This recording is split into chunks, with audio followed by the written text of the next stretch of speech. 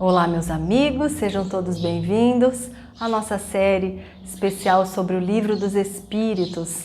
O Livro dos Espíritos, de Allan Kardec, é presidido pelo Espírito de Verdade. A Pleiade do Espírito da Verdade traz para todos nós respostas das perguntas que foram elaboradas ricamente, sabiamente por Allan Kardec.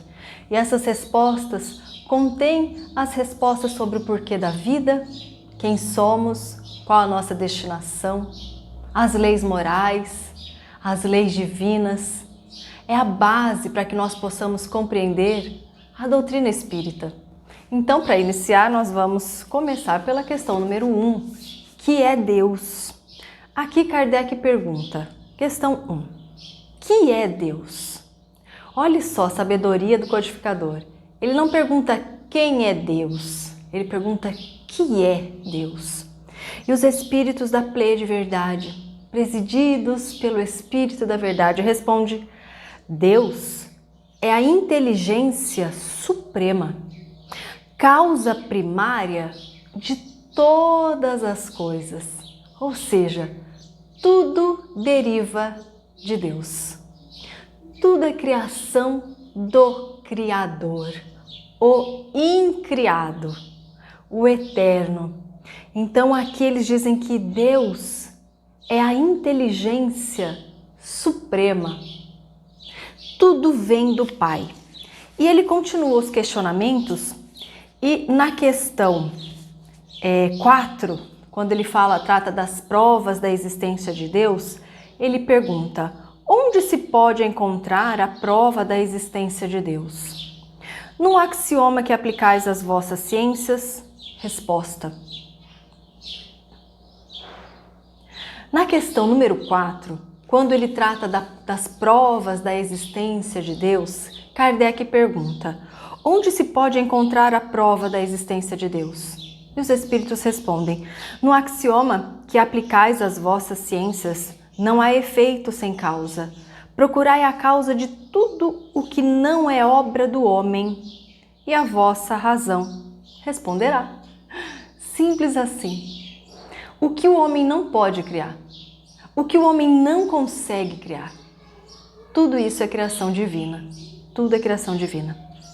Aqui na questão número 10, quando ele inicia a tratar dos atributos da divindade, os atributos de Deus, tentando trazer para nós uma compreensão de quem, como.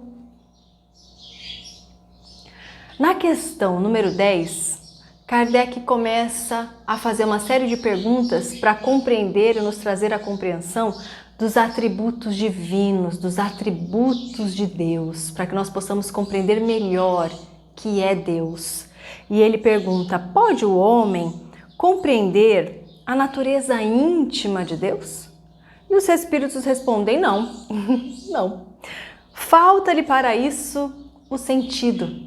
Falta-lhe para isso aguçar sentidos, desenvolver sentidos, elevação moral, conquistas, construções espirituais. Não temos, nos falta.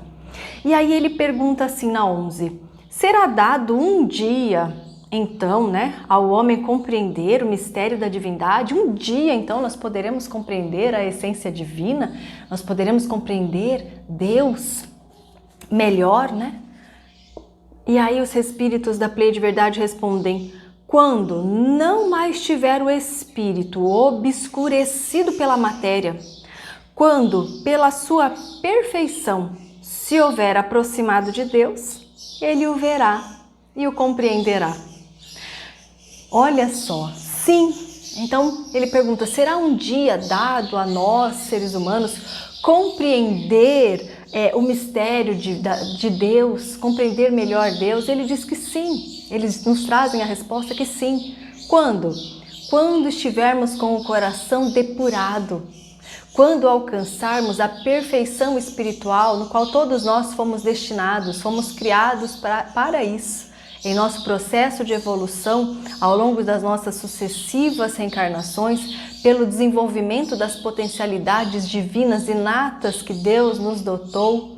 Então, neste momento, quando estivermos em plena comunhão com o Pai, despojados do materialismo, despojado de tudo aquilo que impede a comunhão plena com o Criador, e estivermos iluminados pela construção dos sentimentos nobres, pela construção da sabedoria que o conhecimento nos proporciona e nos liberta, aí sim conseguiremos compreender Deus, porque estaremos em comunhão com Ele. E Ele diz assim, aí nós o veremos, aí compreenderemos. Isso nos lembra o Sermão do Monte, né? Quando então Jesus diz para nós assim, bem-aventurados os limpos de coração. Por quê? Porque eles verão a Deus. Bem-aventurados os de sentimento puro. Bem-aventurados os que construíram os sentimentos nobres.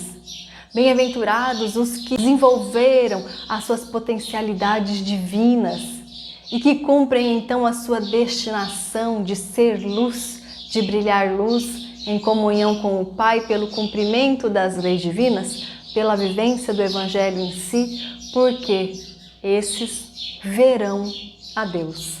Então todos nós veremos ao Pai face a face, porque estaremos então puros de coração, em comunhão com Deus. Quanto mais buscamos, num esforço íntimo, vencer as más tendências, transformar os sentimentos enfermiços, elevar o nosso padrão de vida pelo padrão moral elevado, pelo padrão mental elevado, mais nos aproximamos dessa compreensão, porque estamos em maior comunhão com o Pai, mais comunhão com Deus. Kardec pergunta que é Deus e não quem é Deus. Ao longo de muito tempo, imaginamos, poeticamente, ilusoriamente, que Deus era um ser como nós, homem, um homem que tinha fraquezas humanas, um homem que ficava lá no céu num trono dourado, observando tudo que cada um de nós fazia para depois lançar para nós um castigo e nos punir.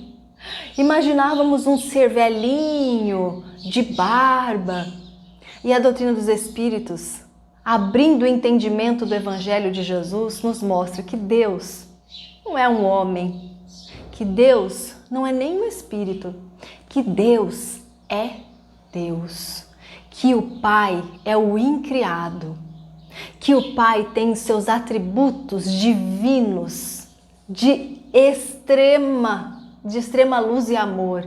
E para que nós possamos compreender toda essa grandiosidade, precisamos nos despojar dos sentimentos enfermiços que nos afastam da comunhão com o Pai, aprender e desenvolver o amor.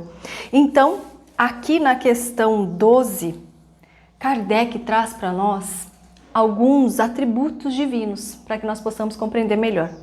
E ele diz assim: quando dizemos que Deus é eterno, infinito, imutável, imaterial, único, onipotente, soberanamente justo e bom, temos ideia completa de seus atributos?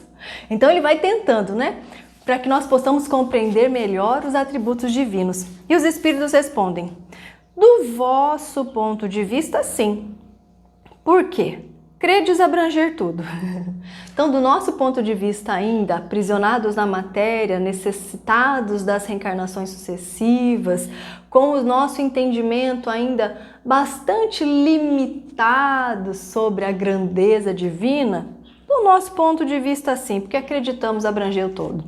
Sabei, porém, que há coisas que estão acima da inteligência do homem mais inteligente, as quais a vossa linguagem, restrita às vossas ideias e sensações, não tem meios de exprimir.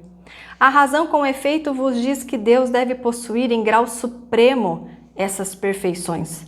Porquanto, se lhe faltasse alguma, ou não fosse infinita, já ele não seria superior a tudo, não seria por conseguinte Deus. Para estar acima de todas as coisas, Deus tem que se achar isento de qualquer vicissitude e de qualquer das imperfeições que a imaginação possa conceber. Então aqui os Espíritos respondem, nos falta o sentido. Mas esses atributos que Kardec pergunta se eles nos dão uma visão completa, e eles dizem que não, mas já é um passo para que nós possamos compreender a grandeza divina. Então, ele diz, Deus é eterno, é imutável, não é sujeito às variações e às nossas mudanças. Deus é imaterial, ele não é matéria, ele é único, é o incriado. Ele não foi criado, ele sempre existiu. Ele é onipotente, porque ele é único, soberano. Ele é soberanamente justo e bom. Tudo que deriva do coração amoroso do Pai, tudo que recebemos de Deus é justo e é bom. Então precisamos compreender, muitas vezes, as provas que nos retiram dessa estagnação, desses pontos cristalizados que nos impedem o processo evolutivo, nos impedem essa plena comunhão com Deus, para que possamos ser verdadeiramente felizes, olhar com os olhos do Espírito e compreender que se Deus é justo e bom, o que recebemos são oportunidades divinas de libertação e progresso e crescimento. Esse tema, então, nos rememora o poema Deus de Eurípides, né? Belíssimo poema que ele trouxe para nós, em que ele diz: o universo é obra inteligentíssima, obra que transcende a mais genial inteligência humana. E como todo efeito inteligente tem uma causa inteligente, é forçoso inferir que a do universo é superior a toda a inteligência. É a inteligência das inteligências, a causa das causas, a lei das leis, o princípio dos princípios, a razão das razões, a consciência das consciências. É Deus. Que nós possamos, então, em busca do nosso progresso consciente, para que possamos a cada passo estarmos mais próximos da compreensão de Deus. Um grande abraço.